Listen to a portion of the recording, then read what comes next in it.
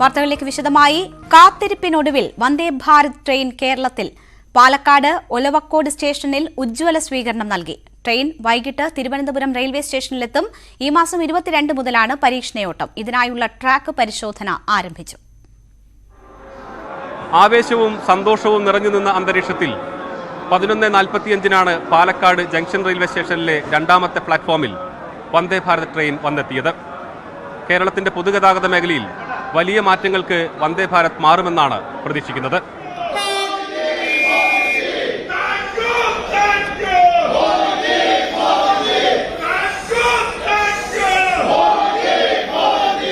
ദക്ഷിണ റെയിൽവേക്ക് കൈമാറിയ കേരളത്തിന് വേണ്ടിയുള്ള വന്ദേ ഭാരത് ട്രെയിനിന് പാലക്കാട് ഒലവക്കോട് റെയിൽവേ സ്റ്റേഷനിൽ വൻ വരവേൽപ്പാണ് ഒരുക്കിയത്. മധുരം പങ്കുവച്ചും പുഷ്പങ്ങൾ വിതറിയും BJP പ്രവർത്തകർ ആഘോഷമാക്കി.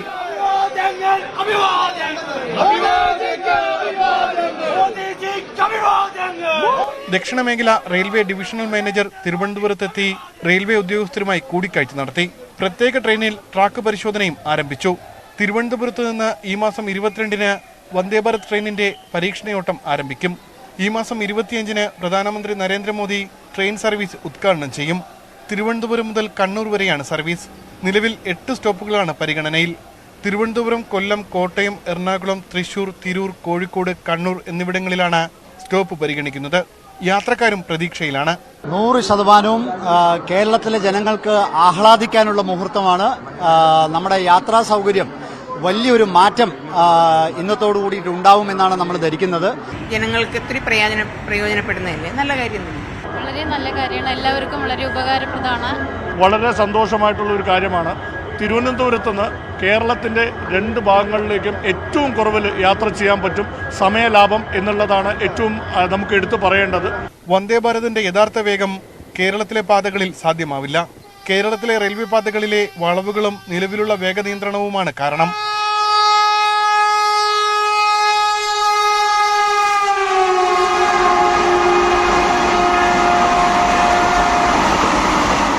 വന്ദേ ഭാരത് ട്രെയിനുകൾ ഓടിത്തുടങ്ങുന്നതോടെ സംസ്ഥാനത്തിനകത്തെ യാത്രകൾക്ക് കൂടുതൽ വേഗം കൈവരിക്കും. ഒപ്പം നിലവിൽ സംസ്ഥാനത്ത് സർവീസ് നടത്തുന്ന ട്രെയിനുകളുടെ സമയക്രമത്തിലും മാറ്റങ്ങൾ ഉണ്ടായേക്കാം. പ്രസാദിനൊപ്പം ഉമേഷ് ബാലകൃഷ്ണൻ, ന്യൂസ് 18 തിരുവനന്തപുരം. ആഴ്ചകൾക്ക് മുൻപ് കേരളത്തിന് വന്ദേ ഭാരത് ട്രെയിൻ ഇപ്പോഴില്ലെന്ന് പ്രഖ്യാപിച്ച കേന്ദ്ര സർക്കാർ അപ്രതീക്ഷിത നീക്കത്തിലൂടെയാണ് പദ്ധതി പ്രഖ്യാപിച്ചത്. പുതിയ പ്രഖ്യാപനം പരമാവധി രാഷ്ട്രീയ നേട്ടമാക്കുകയാണ് BJPയുടെ തന്ത്രം. അതേസമയം സംസ്ഥാന സർക്കാരിനെയും MPമാരെയും അറിയിക്കാതെയുള്ള റെയിൽവേയുടെ നീക്കം ജനാധിപത്യ മര്യാദ പാലിക്കാതെയാണെന്നും ആക്ഷേപമുണ്ട്. കെയറെയിലിന് ബദലല്ല വന്ദേ ഭാരത് എന്നാണ് സംസ്ഥാന സർക്കാരിന്റെ പ്രതികരണം. കേരളത്തിലേക്ക് വന്ദേ ഭാരത് അനുവദിക്കുമോ? കൊടിക്കുന്നിൽ സുരേഷിന്റെ ഈ ചോദ്യത്തിന് ഇപ്പോൾ ഇക്കാര്യം പരിഗണനയിലില്ലെന്നാണ് പാർലമെന്റിൽ റെയിൽവേ മന്ത്രി അശ്വിനി വൈഷ്ണവ് നൽകിയ മറുപടി. എന്നാൽ 2 ആഴ്ചയ്ക്കിപ്പുറം പ്രധാനമന്ത്രിയുടെ കേരള സന്ദർശനത്തോടനുബന്ധിച്ച് സംസ്ഥാനത്തും വന്ദേ ഭാരത് പ്രഖ്യാപിച്ചു. തികച്ചും അപ്രതീക്ഷിത നീക്കം. പൊതുഗതാഗത രംഗത്ത് വലിയ മാറ്റമുണ്ടാക്കുമെന്ന് കരുതുന്ന പദ്ധതിയുടെ രാഷ്ട്രീയ സാധ്യത പരമാവധി ഉപയോഗപ്പെടുത്തുകയായിരുന്നു BJP തന്ത്രം. വന്ദേ ഭാരത് പ്രഖ്യാപനം സംസ്ഥാനത്ത് കേന്ദ്ര സർക്കാരിന്റെ വിഷു കൈനീട്ടമെന്ന പേരിലാണ് BJP ചർച്ചയാക്കുന്നത്. വന്ദേ ഭാരത് ട്രെയിൻ കേരളത്തിന് ഇല്ല എന്നുള്ള തരത്തിൽ കഴിഞ്ഞ ദിവസങ്ങളിലൊക്കെ നടന്ന പ്രചരണം, ഏതായാലും ആ പ്രചരണത്തിന് വലിയ ആയുസ്സുണ്ടായില്ല. 2 ആഴ്ചക്കകം വന്ദേ ഭാരത് കേരളത്തിന് ലഭിക്കുന്നു എന്നുള്ള വാർത്ത പുറത്തു വന്നിരിക്കുന്നു. സന്തോഷകരമായിട്ടുള്ള കാര്യമാണ്. കേന്ദ്ര പദ്ധതികൾ സംസ്ഥാനങ്ങൾക്കായി പ്രഖ്യാപിക്കുമ്പോഴോ ഉദ്ഘാടനം നടക്കുമ്പോഴോ സംസ്ഥാനങ്ങളുമായി കൂടിയാലോചിക്കുന്നതായിരുന്നു പതിവ്.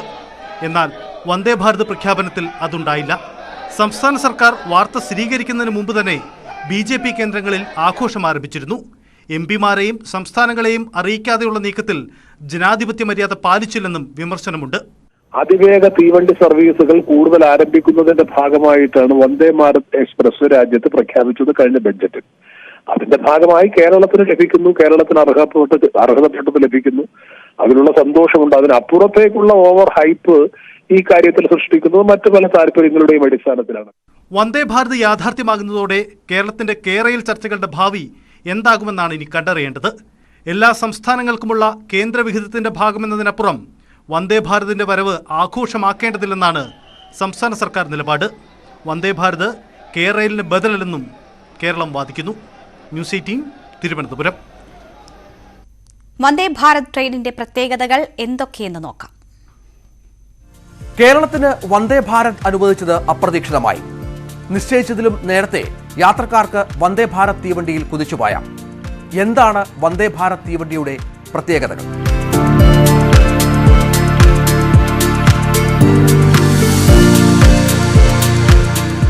ആധുനിക ഭാരതത്തിന്റെ വികസന കുതിപ്പിന്റെ നേർചിത്രമാണ് ഈ തീവണ്ടി എന്ന് വിശേഷിപ്പിക്കപ്പെടുന്നത് എന്തുകൊണ്ടാണ്? വേഗത, സുരക്ഷ, മികച്ച സേവനം, ആഡംബരപൂർണമായ യാത്ര എന്നിവയാണ് ട്രെയിനിന്റെ പ്രത്യേകതകൾ.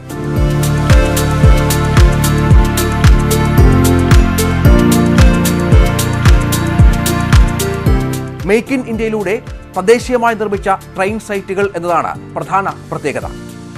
150 കിലോമീറ്റർ വരെ വേഗത്തിൽ കുതിച്ചുപായുന്ന തീവണ്ടികൾ, 52 സെക്കൻഡ് കൊണ്ട് 100 കിലോമീറ്റർ വേഗം കൈവരിക്കാം. കവച് ടെക്നോളജി പ്രകാരമുള്ള സുരക്ഷ, അതായത് കൂട്ടിയിടി തടയാൻ തദ്ദേശീയമായി വികസിപ്പിച്ച ആധുനിക സംവിധാനം. അടിയന്തര സാഹചര്യത്തിൽ ലോക്കോ പൈലറ്റിന് യാത്രക്കാരുമായി സംസാരിക്കാനുള്ള സംവിധാനം.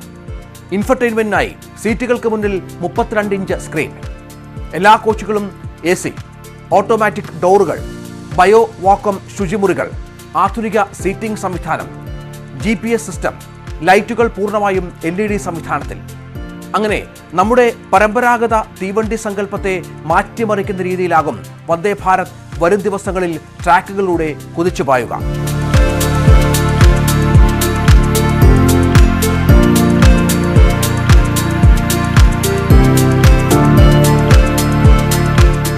കേരളത്തിന് അനുവദിച്ചത് വന്ദേ ഭാരത് സീരീസിലെ 14ാമത് തീവണ്ടിയാണ്. കേരളത്തിലെ ട്രാക്കുകളുടെ പ്രത്യേകത വെച്ച് 501 കിലോമീറ്റർ 7.5 മണിക്കൂർ കൊണ്ട് പിന്നിടുമെന്നാണ് വിവരം. ഇന്ത്യയിലെ ആദ്യ വന്ദേ ഭാരത് ആരംഭിച്ചത് 2019 ഫെബ്രുവരി 15-നാണ്. ന്യൂഡൽഹിയിൽ നിന്ന് വാരണാസി വരെ.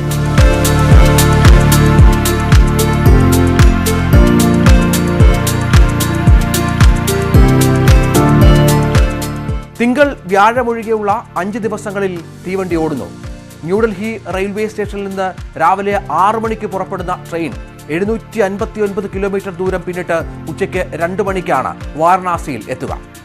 ഇതുകൂടാതെ നാഗ്പൂരിൽ നിന്നും, ഗാന്ധിനഗറിൽ നിന്നും, മുംബൈയിൽ നിന്നും, ഹൗറയിൽ നിന്നും, ചെന്നൈയിൽ നിന്നുമടക്കം 13 ട്രെയിനുകൾ പുറപ്പെടുന്നു.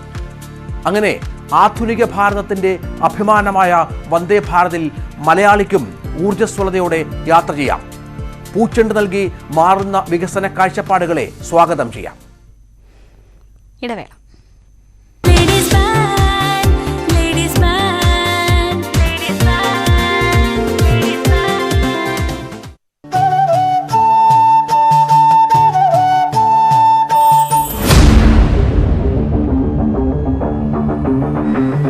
നമ്മളെ കണ്ടിട്ട് 10 പേര് കൂടുതലായിട്ട് ജിമ്മിലേക്ക് വരുന്നത് നമുക്ക് വളരെ സന്തോഷം ഉണ്ടാക്കുന്ന കാര്യമാണ്. ഏറ്റവും സന്തോഷം തോന്നിയൊരു ദിവസം അല്ലെങ്കിൽ നിമിഷം എന്തായിരുന്നു ജീവിതത്തിൽ ഇതുവരെ? ഡിസ്ട്രിക്ട് പങ്കെടുത്തു, സ്റ്റേറ്റ് പങ്കെടുത്തു, നാഷണൽസ് പോയി റണ്ണറപ്പ് വന്നു. അടിപൊളി. കൂടുതൽ പേര് ഇതിലേക്ക് വരണമെന്നാണ് എൻ്റെ ഒരു ആഗ്രഹം. പവർ വിഷു ശനിയാഴ്ച വിഷുദിനത്തിൽ രാവിലെ 10:30.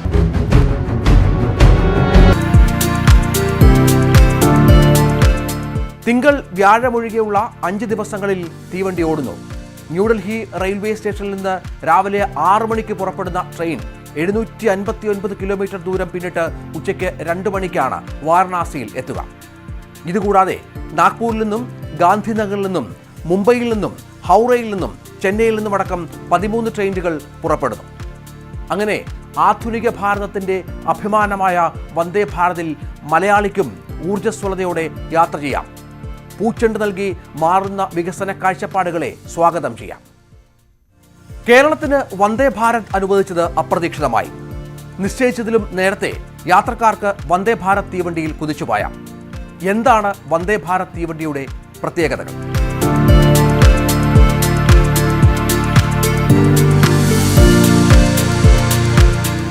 ആധുനിക ഭാരതത്തിന്റെ വികസന കുതിപ്പിന്റെ നേർചിത്രമാണ് ഈ തീവണ്ടി എന്ന് വിശേഷിപ്പിക്കപ്പെടുന്നത് എന്തുകൊണ്ടാണ്? വേഗത, സുരക്ഷ, മികച്ച സേവനം, ആഡംബരപൂർണമായ യാത്ര എന്നിവയാണ് ട്രെയിനിന്റെ പ്രത്യേകതകൾ.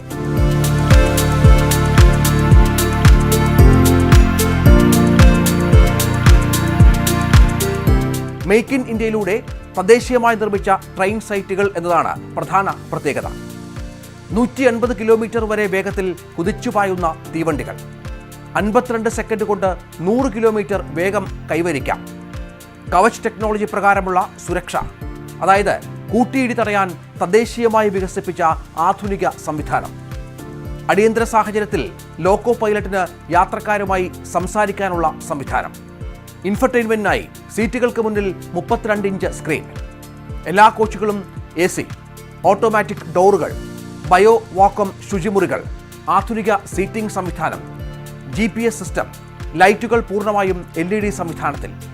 അങ്ങനെ നമ്മുടെ പരമ്പരാഗത തീവണ്ടി സങ്കല്പത്തെ മാറ്റിമറിക്കുന്ന രീതിയിലാകും വന്ദേ ഭാരത് വരും ദിവസങ്ങളിൽ ട്രാക്കുകളിലൂടെ കുതിച്ചുപായുക.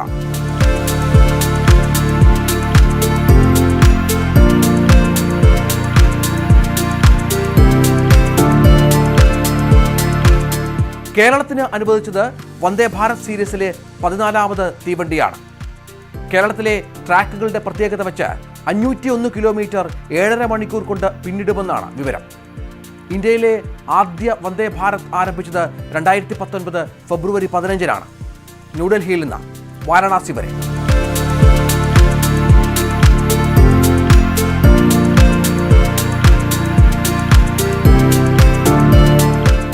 തിങ്കൾ വ്യാഴമൊഴികെയുള്ള 5 ദിവസങ്ങളിൽ തീവണ്ടി ഓടുന്നു. ന്യൂഡൽഹി റെയിൽവേ സ്റ്റേഷനിൽ നിന്ന് രാവിലെ 6 മണിക്ക് പുറപ്പെടുന്ന ട്രെയിൻ 759 കിലോമീറ്റർ ദൂരം പിന്നിട്ട് ഉച്ചയ്ക്ക് 2 മണിക്കാണ് വാരണാസിയിൽ എത്തുക. ഇതുകൂടാതെ നാഗ്പൂരിൽ നിന്നും, ഗാന്ധിനഗറിൽ നിന്നും, മുംബൈയിൽ നിന്നും, ഹൗറയിൽ നിന്നും, ചെന്നൈയിൽ നിന്നും അടക്കം 13 ട്രെയിനുകൾ പുറപ്പെടുന്നു.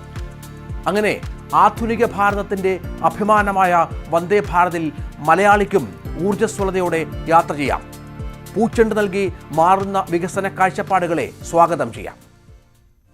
കേരളത്തിന് വന്ദേ ഭാരത് അനുവദിച്ചത് അപ്രതീക്ഷിതമായി. നിശ്ചയിച്ചതിലും നേരത്തെ യാത്രക്കാർക്ക് വന്ദേ ഭാരത് തീവണ്ടിയിൽ. വാർത്തകൾ തുടരുന്നു. ചുരുളഴിക്കാൻ അന്വേഷണ സംഘം.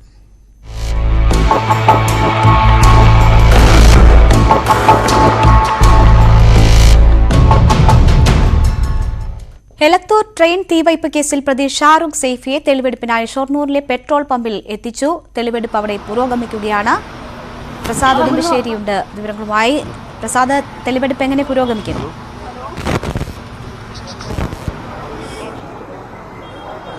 രേണുക, ഇപ്പോൾ 15 മിനിറ്റ് കഴിഞ്ഞു. 3:28-നാണ് ഷാറുഖ് സൈഫിയെ ഷൊർണൂർ കൊളപ്പള്ളി റോഡിലുള്ള ഇന്ത്യൻ ഓയിലിന്റെ പെട്രോൾ പമ്പിൽ എത്തിച്ചിട്ടുള്ളത്. ഇപ്പോൾ അവരുടെ പെട്രോൾ പമ്പിന്റെ ഓഫീസിൽ ആണ് ഷാറുഖ് സൈഫിയെ ഇരുത്തി തെളിവെടുപ്പ് നടത്തുന്നത്. വലിയ കനത്ത സുരക്ഷയിലാണ് തെളിവെടുപ്പ് നടക്കുന്നത്. നേരത്തെ പാലക്കാട് നിന്നുള്ള, ഷൊർണൂരിൽ നിന്നുള്ള പോലീസും അതോടൊപ്പം കോഴിക്കോട് നിന്നുള്ള അന്വേഷണ സംഘവുമെല്ലാം ഇവിടെ കനത്ത സുരക്ഷ ഒരുക്കിയിട്ടുണ്ട്. ഈ സംഭവ ദിവസം, അതായത് ഏപ്രിൽ 2-ന് ഉച്ചയ്ക്ക് ശേഷമാണ് ഷാറുഖ് സൈഫി ഈ പെട്രോൾ പമ്പിലെത്തി 4 ലിറ്റർ പെട്രോൾ മേടിച്ച് മടങ്ങിയത് എന്നുള്ളതാണ് പോലീസിന് അന്വേഷണത്തിൽ കണ്ടെത്താനായത്. ഇത് ഒരു ഷൊർണൂരിൽ തന്നെയുള്ള ഒരു ഓട്ടോ ഡ്രൈവറാണ് ഇക്കാര്യം പോലീസിനെ അറിയിക്കുകയും എല്ലാം തന്നെ ചെയ്തിട്ടുള്ളത്. അന്ന് പോലീസിന്റെ അന്വേഷണത്തിൽ ഏറ്റവും എടുത്തു പറയുന്ന അല്ലെങ്കിൽ പരിശോധന എന്ന് പറയുന്നത് അന്ന് പുലർച്ചെ 4:50-നായിരുന്നു ഷാറുഖ് സൈഫി ഇവിടെ ഷൊർണൂരിൽ വന്നിറങ്ങിയത്.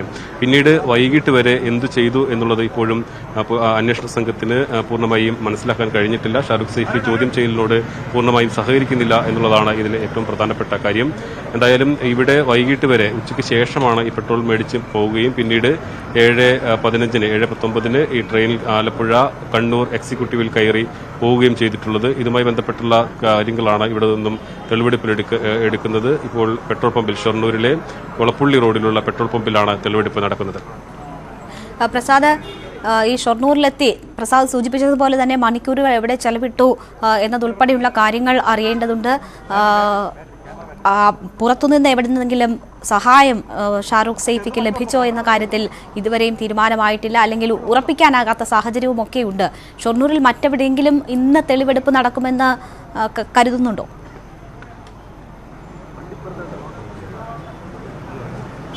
ഇന്ന് രണ്ട് സ്ഥലങ്ങളിൽ തെളിവെടുപ്പിനുള്ളൊരു സാധ്യതയാണ് നമ്മൾ കണ്ടിരുന്നത്. ഒന്ന് പെട്രോൾ പമ്പും മറ്റൊന്ന് റെയിൽവേ സ്റ്റേഷനുമാണ്. പക്ഷേ ഇപ്പോൾ ഈ വാഹനങ്ങളെല്ലാം, അതായത് കോഴിക്കോട് നിന്ന് വാഹനങ്ങളെല്ലാം തിരിച്ച് വീണ്ടും പട്ടാമ്പി ഭാഗത്തേക്ക് തിരിച്ചിട്ടിരിക്കുകയാണ്.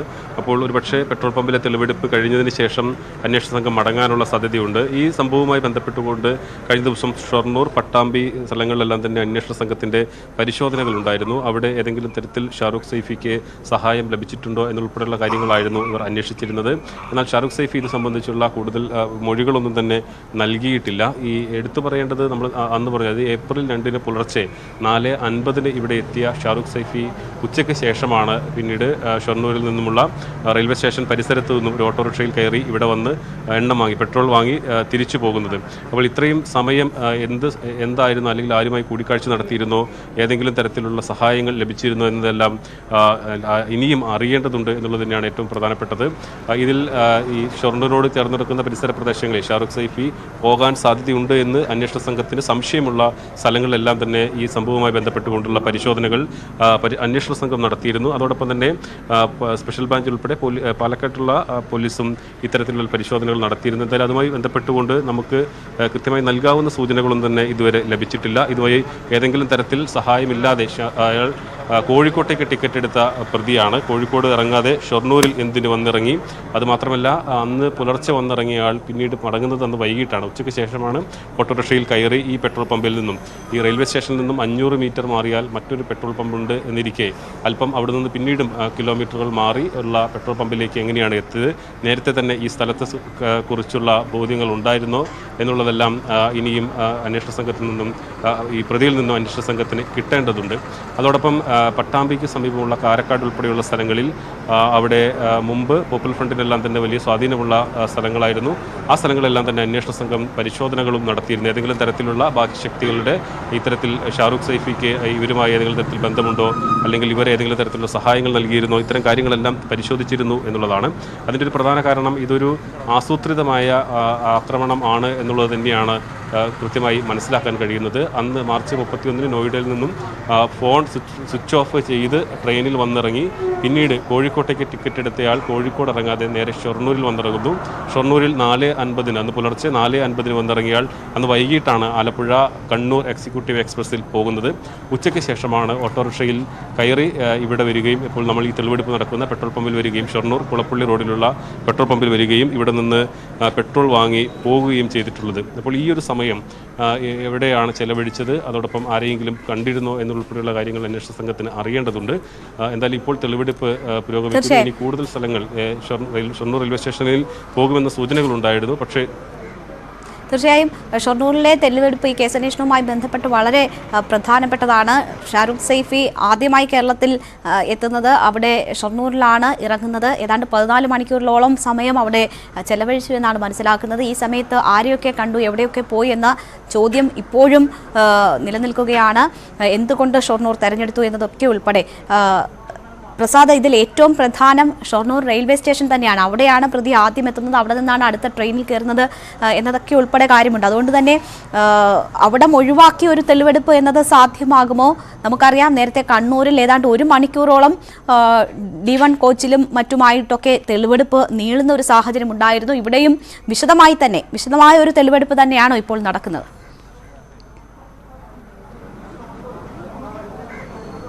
തീർച്ചയായും രേണുക, വിശദമായ ഒരു തെളിവെടുപ്പ് തന്നെയാണ് നടത്തുന്നത്. കാരണം ഈ കേസിനെ സംബന്ധിച്ചിടത്തോളം ഏറ്റവും നിർണായകമായ തെളിവുകളിൽ ഒന്ന് ഇവിടെയാണ്. അതിനകത്ത് അങ്ങനെ പറയാനുള്ളൊരു കാരണം ഇത് ആസൂത്രിതമായി നടപ്പിലാക്കിയതാണ് എന്നതിനെ സംബന്ധിച്ചുള്ള ഒരു തെളിവ് കൂടിയാണ്. കാരണം ഈ ഡൽഹിയിൽ നിന്നും കോഴിക്കോട്ടേക്ക് ടിക്കറ്റ് എടുത്ത ആൾ ഷൊർണൂരിൽ യാദൃച്ഛികമായി വന്നിറങ്ങുകയോ അല്ലെങ്കിൽ പിന്നീട് മടങ്ങിപ്പോവുകയോ അങ്ങനെ ഒന്നുമല്ല ചെയ്തിട്ടുള്ളത്.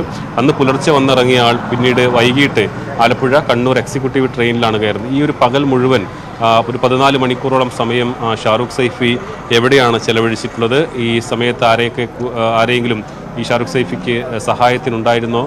പിന്നീട് ഒപ്പം ആരെങ്കിലും ട്രെയിനിൽ ഒപ്പം ആരെങ്കിലും ഉണ്ടായിരുന്നു, അത്തരം കാര്യങ്ങൾക്കെല്ലാം ഉത്തരങ്ങൾ കിട്ടേണ്ടതുണ്ട്. അന്വേഷണ സംഘം ഇപ്പോഴും അതുമായി ബന്ധപ്പെട്ടുകൊണ്ട് ഷാറൂഖ് സൈഫിയെ ചോദ്യം ചെയ്തു വരികയുമാണ്. അപ്പോൾ ഈ കേസിനെ സംബന്ധിച്ചിടത്തോളം വളരെ നിർണായകമായ ഒരു സ്ഥാനം തന്നെയാണ് ഈ ഷൊർണൂരിനെ സംബന്ധിച്ചിടത്തോളം ഉള്ളത്. കാരണം ഈ പെട്രോൾ മേടിച്ചതുമെല്ലാം ഇവിടെ വെച്ചാണ്. അതുകൊണ്ട് തന്നെ കൃത്യമായ ഒരു ആസൂത്രണം നടന്നിട്ടുണ്ട് എന്ന് തന്നെയാണ് അന്വേഷണ സംഘവും മനസ്സിലാക്കുന്നത്. അതുമായി ബന്ധപ്പെട്ടുകൊണ്ടുള്ള നിർണായക തെളിവെടുപ്പ് തന്നെയാണ് ഇപ്പോൾ ഈ പെട്രോൾ പമ്പിൻ്റെ അവരുടെ ഓഫീസ് ക്യാബിനകത്താണ് അന്വേഷണ സംഘവും പ്രതി ഷാറൂഖ് സൈഫിയും എല്ലാം ഉള്ളത്. അതോടൊപ്പം ഈ യാദൃച്ഛികമായാണ് ഈ പ്രതിയുടെ ചിത്രമെല്ലാം പുറത്തു വന്ന സമയത്താണ് ഈ ഷൊർണൂരിലുള്ള ഒരു ഓട്ടോ ഡ്രൈവർ അയാളുടെ സുഹൃത്തുക്കളോട് പറയുകയും ഇയാളെയാണ് ഈ പെട്രോൾ പമ്പിൽ എത്തിച്ചത് എന്നുള്ള മൊഴി കൊടുക്കുകയും ചെയ്തു. അതാണ് ഈ കേസിലെ ഒരു നിർണായകമായ പിന്നീട് ഒരു പോലീസിന് വളരെ നിർണായകമായി മാറിയത്. അത് ഈ ഷൊർണൂരിൽ നിന്ന് തന്നെയാണ് പെട്രോൾ മേടിച്ചതെന്ന് സംബന്ധിച്ച് സ്ഥിരീകരിക്കുന്നതായിരുന്നു ആ മൊഴി. ആ ഡ്രൈവർ പിന്നീട് ഇയാളെ തിരിച്ചറിയുകയും പോലീസിൽ മൊഴി കൊടുക്കുകയും എല്ലാം തന്നെ ചെയ്തിട്ടുണ്ട്. അതോടൊപ്പം നേരത്തെ പറഞ്ഞത് തന്നെയാണ്, അതായത് ഈ ഇത്രയും സമയം 14 മണിക്കൂർ സമയം എങ്ങനെയാണ് ചെലവഴിച്ചതെന്ന് സംബന്ധിച്ചുള്ള വിശദാംശങ്ങൾ ഇനിയും പുറത്തു വരേണ്ടതുണ്ട്. അങ്ങനെ ഈ ഷൊർണൂരിൽ ആരാണ് സഹായിച്ചിട്ടുള്ളത്, ആരെയാണ് കണ്ടത് എന്നുൾപ്പെടെയുള്ള കാര്യങ്ങളാണ്. ഇതുമായി ബന്ധപ്പെട്ടുകൊണ്ട് കൂടുതൽ ചോദ്യം ചെയ്യൽ എന്തായാലും വരും ദിവസങ്ങളിലും ഉണ്ടാകും. ഇപ്പോൾ ഇതിൻ്റെ തെളിവെടുപ്പ് ഇവിടെ പുരോഗമിക്കുകയാണ്. ഷൊർണൂർ പെട്രോൾ പമ്പിന് കഴിഞ്ഞതിന് ശേഷം ഷൊർണൂർ റെയിൽവേ സ്റ്റേഷനിലേക്ക് പോകാനുള്ളൊരു സാധ്യത കൂടി കാണുന്നുണ്ട്. അതിനുശേഷം പോലീസ് ഇവിടുത്തെ തെളിവെടുപ്പ് പൂർത്തിയാക്കി മടങ്ങുമെന്നാണ് കരുതുന്നത്. തീർച്ചയായും എന്തായാലും ഷാറൂഖ് സൈഫിയുമായി തെളിവെടുപ്പ് അവിടെ തുടരുകയാണ്. ഷൊർണൂരിലെ പെട്രോൾ പമ്പിൽ എത്തിച്ചാണ് തെളിവെടുപ്പ് നടത്തുന്നത്. ഏറ്റവും പ്രധാനപ്പെട്ടത് ഈ കേസുമായി ബന്ധപ്പെട്ട് ഏറ്റവും പ്രധാനപ്പെട്ട ഇടം ആണ് ഈ പെട്രോൾ പമ്പ്. ആസൂത്രിതമായ ആക്രമണം തന്നെയാണ് നടന്നത് എന്ന് തെളിയിക്കുന്നതിന് അവിടുത്തെ CCTV ദൃശ്യങ്ങളാണ് ഏറ്റവും പ്രധാനപ്പെട്ട തെളിവായി അന്വേഷണ സംഘത്തിൻ്റെ കൈവശമുള്ളത്. അവിടെ എത്തിച്ചാണ് ഇപ്പോൾ തെളിവെടുപ്പ് നടക്കുന്നത്. ഏതാണ്ട് 20-25 മിനിറ്റായി അവിടെ നടക്കുന്നു തെളിവെടുപ്പ് എന്നാണ് മനസ്സിലാക്കുന്നത്. ഒരുപക്ഷെ ഇതിനുശേഷം ഷൊർണൂർ റെയിൽവേ സ്റ്റേഷനിലും എത്തി തെളിവെടുപ്പ് പൂർത്തിയാക്കാനാണ് അന്വേഷണ സംഘം ശ്രമിക്കുക. പ്രസാദ് ഉടുമ്പശ്ശേരിയാണ് വിവരങ്ങൾ നൽകിയത്. ലേഡീസ് ബാൻഡ് പൂർണ്ണമാകുന്നു. നമസ്കാരം.